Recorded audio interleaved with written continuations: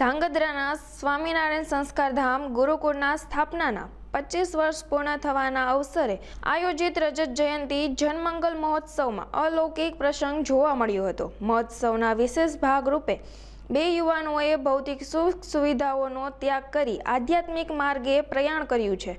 સુરત અને ધાંગધ્રાના આ બે યુવાનોએ રામકૃષ્ણ સ્વામીજીના હસ્તે પાર્ષદ દીક્ષા ગ્રહણ કરી સંયમનો માર્ગ સ્વીકાર્યો હતો।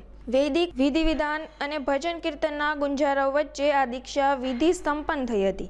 આ પ્રસંગે હજારોની સંખ્યામાં ઉમટેલા હરિભક્તો આ દુર્લભ ક્ષણના સાક્ષી બન્યા હતા। આ પ્રસંગે હજારોની સંખ્યામાં ઉમટેલા હરિભક્તો આ દુર્લભ ક્ષણના સાક્ષી બન્યા હતા અને નૂતન પાર્ષદોને વધાવ્યા હતા।